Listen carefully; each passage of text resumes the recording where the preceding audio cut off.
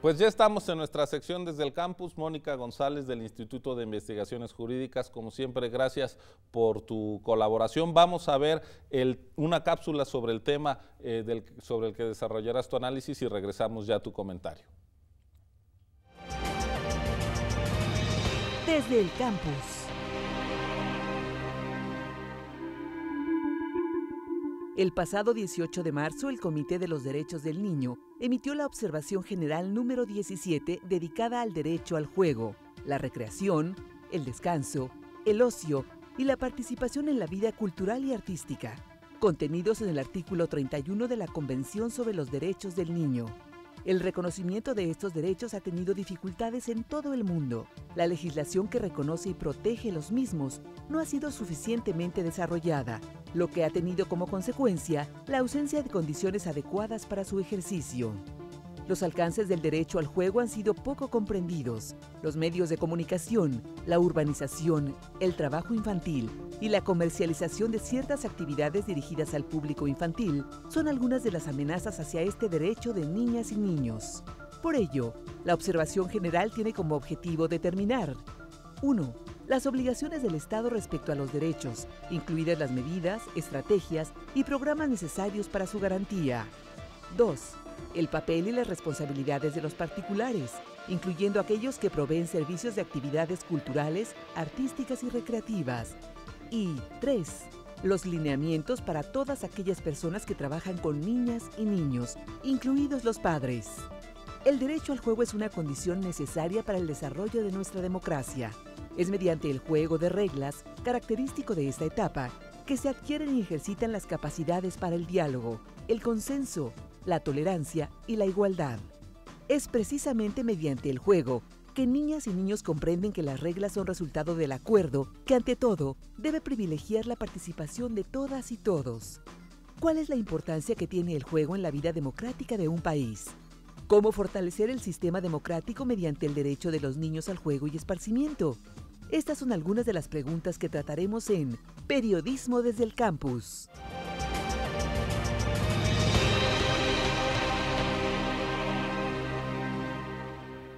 Mónica, pues el Comité de los Derechos del Niño de Naciones Unidas ha subrayado, ha difundido esta, pues, ¿cómo se dice? Resolución, este comunicado. Observación esta general. Observación sobre un tema pues que siempre hemos visto asociado a la infancia, pero que ahora se subraya por su importancia, ya se decía en la cápsula, para la construcción de una vida democrática. Así es, y es muy interesante, fue producto el que se dedicara a esta observación general, que primero hay que explicar que son lineamientos generales, interpretaciones que el Comité de los Derechos del Niño hace sobre la Convención. Y decía que el dedicárselo al derecho al juego es resultado pues, de la demanda de muchas organizaciones de sociedad civil, de académicos, que durante algún tiempo estuvimos insistiendo en la necesidad de que realmente se subrayara la intención o el carácter de derecho que tiene el juego, porque la misma palabra, cuando decimos nosotros que algo es cosa de juego, significa que tiene poca importancia. Y como bien se decía en la cápsula, el juego en primer lugar debe ser entendido como un derecho, que esto es, hay una dificultad en todo el mundo porque no hay legislación adecuada, pero además no solamente constituye un satisfactor o un derecho en la vida presente del niño, sino que también el derecho al juego constituye, diría yo, una de las condiciones de viabilidad para la vida democrática de cualquier país. Se señalaba el aprender a conducirse, a jugar, a desempeñarse dentro de ciertas reglas, incluso pues a hacer juegos en equipo, a saber perder, es decir, a controlar las emociones, es parte de la formación de futuros ciudadanos. Claro, y en este sentido yo quisiera ser muy enfática en lo que se entiende, bueno, el artículo 31 abarca juego, esparcimiento, ocio, recreación. Recreación, sí, que es un conjunto de derechos, pero en particular lo que me parece que hay que subrayar para el tema de la democracia es el juego de reglas. El juego de reglas es específico de la edad escolar, que es precisamente cuando se cursa la primaria, se conoce en términos de psicología del desarrollo, de 6 a 12 años más o menos. Y consiste el juego de reglas en ponerse de acuerdo acerca de lo que se quiere jugar. Vamos a explicarlo un poquito más porque es importante.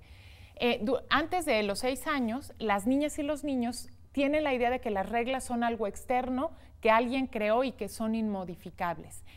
Un adecuado desarrollo durante esta etapa permite aprender que las reglas son producto del consenso. Me parece que todos podemos recordar en esta etapa, a los 8, 9, 10 años, que nos reuníamos con los amigos, los primos, y decidíamos, en primer lugar, la primera decisión era a qué vamos a jugar. Y después ponernos de acuerdo sobre las reglas, es decir, cuál va a ser el territorio en donde se permite el juego, qué es lo que sí se vale, qué es lo que no se vale. Y la mayor parte o el juego precisamente consiste en los acuerdos.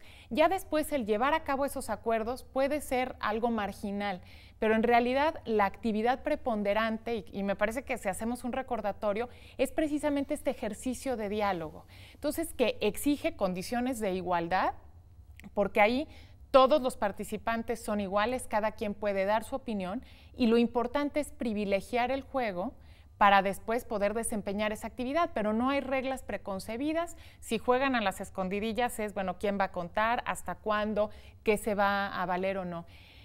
Y esto es indispensable porque constituye un espacio para lo que los psicólogos también llaman el desarrollo moral, es decir, esto de entender que las reglas que deben ser de común acuerdo y después deben de ser respetadas para poder participar en este ejercicio, que es precisamente el derecho al juego. Estos juegos, como bien lo recordabas, pues tenemos memoria de haberlos practicado, lo hicieron nuestros padres, seguramente nuestros abuelos. ¿Por qué, si era algo que se practicaba, digamos, naturalmente, hoy tiene que estar especificado como derecho? ¿Qué es lo que hemos perdido para que sea necesario reforzarlo después de los llamados de académicos, de la sociedad civil? ¿Por qué está en peligro el juego? Mira, esta es una pregunta muy importante porque precisamente lo señala el comité en la observación. Hay varios riesgos para el derecho al juego. Una, bueno, pues también tiene que ver con las nuevas actividades recreativas que realizan los niños, particularmente los juegos electrónicos, que no implican, es decir, en los juegos electrónicos todo está dado, no implica este consenso ni la necesidad de dialogar con el otro y de llegar a acuerdos con el otro. En primer lugar, que se vincula también con los procesos de urbanización y con la falta de espacios públicos adecuados, incluida la necesaria garantía de seguridad. Me parece que algo que nos tocó vivir a ciertas generaciones y que ahora las niñas y los niños se ven privados, es que nosotros podíamos salir libremente a las calles y jugar con los vecinos de la cuadra en la que vivíamos. Y esto es indispensable porque precisamente una de las características del juego libre, de este que hablábamos, es que no hay una interferencia adulta, es decir, no hay alguien que tiene más autoridad que está subrayando o diciendo cuáles deben ser los lineamientos. Y en la medida en que niñas y niños hoy no tienen condiciones de seguridad para poderse reunir, por ejemplo, en un parque, y siempre tienen que estar o en espacios privados o en espacios muy pequeños o bajo la supervisión de adultos, constituye una amenaza al derecho al juego.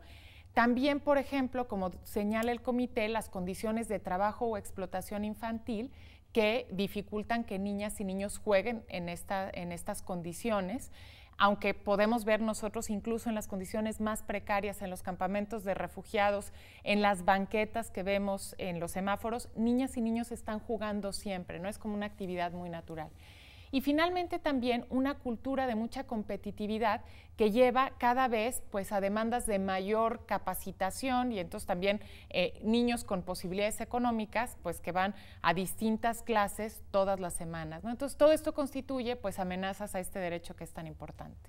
Un derecho cuyo ejercicio, esta parte lúdica del juego, está en la base de la construcción de ciudadanos tolerantes, con capacidad de establecer acuerdos con otros, de dialogar, pues de coexistir en democracia, ¿no? Así es, y me parece que tendríamos que todas y todos, particularmente quienes tenemos algún papel en la vida pública del país, ir a aprender de la forma en que niñas y niños en contextos de igualdad y de libertad dialogan, llegan a acuerdos, a consensos y privilegian la inclusión y la realización de la actividad que es el juego.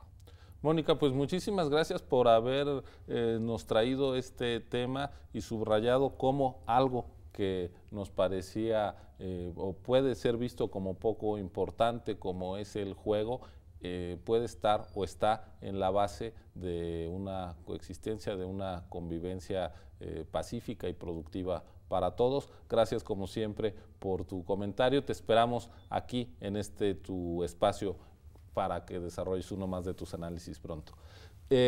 Vamos ya a nuestra sección Contraste. Están en el estudio nuestros invitados. Continuamos aquí en Observatorio.